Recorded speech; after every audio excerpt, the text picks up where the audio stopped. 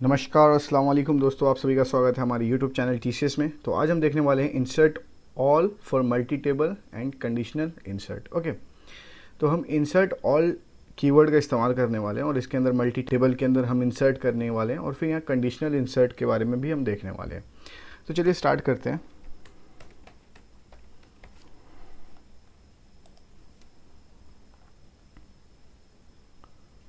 SQL workshop, SQL command. अब यहाँ पर सबसे पहले हम देखते हैं कि मल्टी टेबल में हम कैसे हम इंसर्ट करेंगे और इसका क्या मतलब होता है, ये सभी अभी हम देखने वाले हैं। तो सबसे पहले हम अपने एक एम्प्लॉय टेबल को हम देख लेते हैं। Select star from employ. Okay, इस टेबल को हम देखते हैं। अब हमें करना ये है कि हम इसके employee number, okay, employee name और फिर हायर डेट, इन सभी एट्रीब्यूट्स को हम एक नए टेबल के अंदर इंसर्ट करने वाले हैं डायरेक्ट। ओके, तो अगर हम मल्टीपल टेबल्स के अंदर इंसर्ट करेंगे तो हम कैसे करते हैं इन सब चीज़ों को, वो अभी हम देखने वाले हैं। और फिर उसके बाद से हम कंडीशन कैसे हम इसके ऊपर लगाते हैं, कंडीशनल ऑपरेटर्स हम कैसे यूज़ करते हैं, वो भी अभी हम देखने वाले हैं। तो ये टॉपिक बहुत ही इंपॉर्टेंट है, इसे आप थोड़ा ध्यान से देखना और ध्यान से समझना।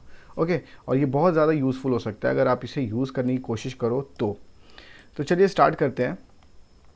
और हम क्या करते हैं, इसे हम रिमूव कर देते हैं और यहाँ हम एक नए टेबल को फॉर्म करते हैं। Okay, create table, table 1। Okay, अब हमें करना ये है, इसके अंदर हम 3 एट्रीब्यूट का इस्तेमाल करेंगे। एक आईडी, ओके, और जो न्यूमेरिक होगा उसकी साइज़ हम कर देते हैं 20 और ये नॉट नल हम इसे कर देते हैं। फिर हम यहाँ क्या करते हैं, नेम एक एट्रीब्यूट हम लेते हैं और इसके अंदर हम 30 कर देते हैं इसकी साइज़। नेम हम एक एट्रीब्यूट लेते हैं और इसके अंदर हम वर्कर कर देते हैं और इसे हम कर देते हैं 20 और इसे भी नॉट नल हम कर देते हैं। और फिर एक और एट्रीब्यूट हम लेते हैं, कौन सी, डेट नेम की। तो डेट नेम की अगर हम एट्रीब्यूट लेते हैं तो हम इसे क्या करते हैं, डेट ऑफ कर देते हैं और इसकी जो डेटा टाइप होगी वो डेट होगी। ओके, अब हम यहाँ पर इसे क्रिएट करते हैं। तो ये हमारी टेबल क्रिएट हो गई है।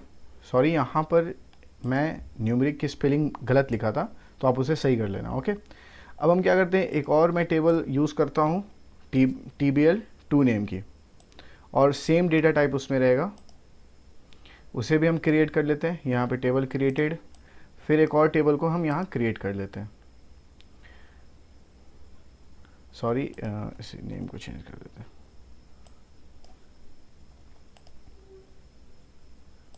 तो हमारी 3 टेबल क्रिएट हो चुकी है। अगर हम टेबल यहाँ पर जाकर हम देखने की कोशिश करें तो यहाँ देखो टेबल 1, टेबल 2, टेबल 3 हमारी क्रिएट हो चुकी है। तो इसके अंदर देखो ID, name and date of, number, worker और डेट डेटा टाइप है इसकी, और इसकी लेंथ वगैरह सब आपको यहाँ पर दिख जाएगी। अब हम करने वाले यहाँ पर इन सभी टेबल के अंदर हम एम्प्लॉय टेबल से डेटा को फेच करेंगे और इन सभी टेबल के अंदर हम डेटा इंसर्ट करेंगे एट ए टाइम, मतलब इसी वक्त हम एक बार में ही हम बल्क अमाउंट ऑफ डेटा को इंसर्ट करने वाले। तो उसके लिए हमें करना यहाँ पर ये होगा, सबसे पहले हम इसे क्या करते हैं, रिमूव कर देते हैं। इंसर्ट ऑल, हम इंसर्ट ऑल का इस्तेमाल करने वाले हैं। फिर यहाँ पे हम क्या करते हैं, इनटू, हमें इनटू किसके अंदर इंसर्ट करना है, टेबल 1 के अंदर हमें इंसर्ट करना है। और टेबल 1 की जो एट्रीब्यूट्स हैं वो कौन कौन से हैं, आईडी, नेम, ओके, और फिर डेट ऑफ। और इसकी वैल्यूज़ क्या है, इसकी वैल्यूज़ अगर मैं रखने की कोशिश करता हूँ तो यहाँ पे हम वैल्यूज़ क्या रखने वाले हैं वो अब हम, यह सबसे इंपॉर्टेंट पॉइंट है। तो अगर आप यहाँ एम्प्लॉय टेबल को अगर आप देखते हो, select star from employ,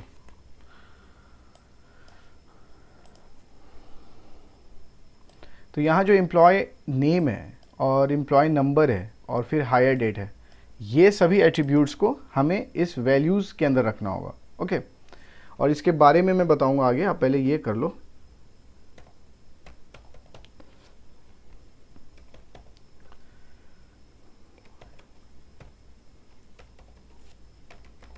higher date. Okay, अब सेम काम हमें इन सभी के साथ करना है। इसे मैं कॉपी कर लेता हूँ और इसे मैं यहाँ पेस्ट कर देता हूँ। टेबल नेम मैं चेंज कर दूंगा, टेबल 2 एंड टेबल 3।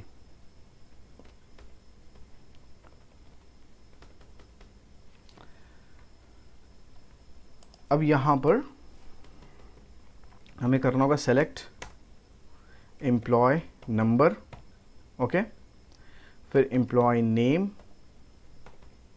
और फिर हायर डेट। हायर डेट हमें यहाँ से फेच करना है।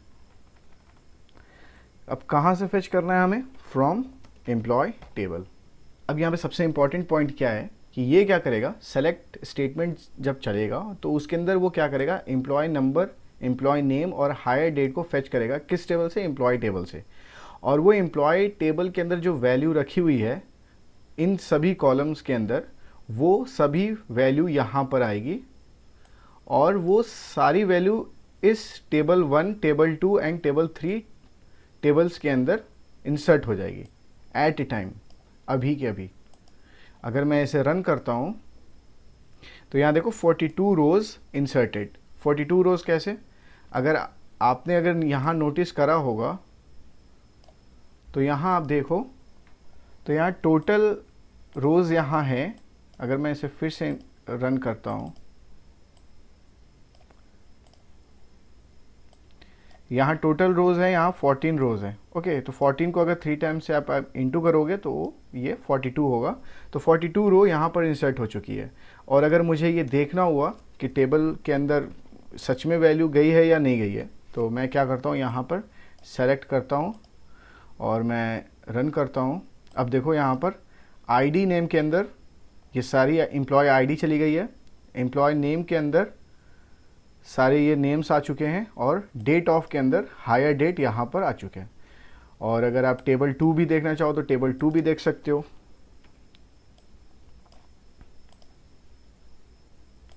यहाँ देखो 14 रो यहाँ इंसर्ट हो चुका है ID, name and date of के अंदर। ओके, तो ऐसे करके आप एक टेबल के अंदर रखी हुई वैल्यू को आप दूसरे टेबल में ट्रांसफ़र कर सकते हो। उसके मुताबिक आपको जितने एट्रीब्यूट्स चाहिए उन सभी एट्रीब्यूट को आप कॉपी पेस्ट कर सकते हो। आप बस ये सिंपल यहाँ का कहना है।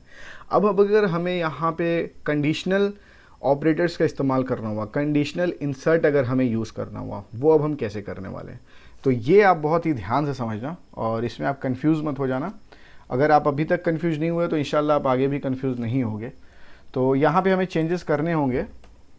यहाँ पर हमें लिखना होगा क्या, when salary, okay, salary is less than and equals to 1500, then ये जो कंडीशनल ये है ये चलेगा, ये क्वेरी चलेगी हमारी। ओके, फिर यहाँ पर हम करना होगा व्हेन सैलरी, यहाँ मैं बिटवीन क्लॉज का भी इस्तेमाल कर सकता हूँ, बिटवीन 1501 ओके एंड 2500, देन ये क्वेरी हमारी चलेगी। उसके बाद से हमें यहाँ पर हमें एल्स का भी इस्तेमाल हम कर सकते हैं। ओके, अगर आप एल्स का इस्तेमाल नहीं भी करना चाहो तो आप यहाँ पर व्हेन ही यूज़ कर सकते हो। ओके, तो मैं अभी यहाँ पे एल्स का इस्तेमाल करूँगा क्योंकि व्हेन तो मैं यहाँ यूज़ कर चुका हूँ। एल्स को मैं देखता हूँ कैसे एल्स यहाँ पे काम करता है। अब अगर मैं इसे रन करता हूँ तो देखते हैं हमारी एरर आती है या सच में ये चलने वाला है। देखो यहाँ पर सैलरी इनवैलिड आइडेंटिफायर। ओके, तो ये क्यों कहता है, क्योंकि यहाँ जो हम कंपेयर कर रहे हैं सैलरी से कंपेयर कर रहे हैं।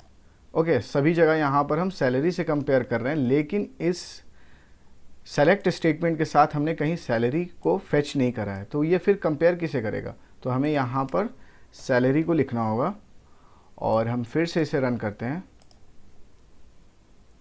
तो देखो 14 रो इंसर्टेड। अब 14 रो कहाँ कहाँ इंसर्ट हुई है वो अब हमें देखना है। तो सबसे पहले हम क्या करते हैं, select star from table 1। Table 1 को पहले हम फेच करते हैं और देखते हैं इसके अंदर कितनी वैल्यू इंसर्ट हुई है। तो यहाँ देखो, यहाँ पर 21 रो इंसर्ट हुई है। अगर मैं टेबल 2 को अगर देखता हूँ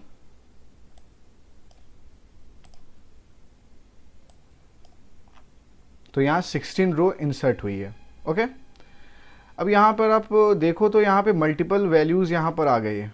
तो वो क्यों हो रहा है, क्योंकि मैं एक ही टेबल को दो बार मैं दो तरीके से यूज़ कर रहा हूँ, इस वजह से ये प्रॉब्लम्स यहाँ पर आ रही हैं। तो आप ये सब ध्यान मत देना, आप बस देखो कि आपकी वैल्यू इंसर्ट हो चुकी है। यहाँ देखो एलन है तो ऊपर में यहाँ पर भी एलन है। ओके, तो ये प्रॉब्लम आ सकती है। यहाँ पर प्रॉब्लम क्या आई है, क्योंकि मैं अभी जो मैं मल्टी टेबल के अंदर जब मैं इंसर्ट कर रहा था तो वो वैल्यू भी अभी इस टेबल के अंदर है, और फिर कंडीशनल इंसर्ट जब मैं कर रहा था तो वो वैल्यू भी यहाँ पर आ चुकी है। तो इस वजह से यहाँ 16 रो दिखा रहा है और कहीं कहीं 21 रो यहाँ शो कर रहा है। अगर मैं टेबल 3 को देखता हूँ तो यहाँ देखो 19 रो हमें यहाँ पे मिलता है। तो अगर फ्रेश वैल्यू अगर हमें देखना होगा तो हमें फिर से टेबल को क्रिएट करना होगा, एक नए टेबल को क्रिएट करके फिर उसके अंदर हमें ये वैल्यू को इंसर्ट करना होगा, जो मैं नहीं करा अभी। तो उस वजह से यहाँ पर ऐसी रो हमें शो हो रही है। ओके, लेकिन हमारी जो वैल्यू है वो इंसर्ट हो चुकी है। अगर यहाँ पे कहीं पे रिपीटेड वैल्यू अगर आती है, समझ लो वो वैल्यू हमारे दूसरे कंडीशनल इंसर्ट की ही वैल्यू है। ओके, तो ऐसे करके आप यहाँ पर मल्टी टेबल इंसर्ट कर सकते हो आप, और कंडीशनल इंसर्ट आप यूज़ कर सकते हो। तो आई होप आपको मैं अभी जितना बताया हूँ वो सभी आपको समझ में आ चुका होगा और आपके लिए बहुत ही हेल्पफुल होगा। तो चलते हैं, अगर आपको कहीं पर भी डाउट है उसे आप कमेंट सेक्शन में पूछें, मैं इंशाल्लाह कोशिश करूँगा उसे क्लियर करने की। Okay, bye. प्लीज़ सब्सक्राइब और प्रेस द बेल आइकन।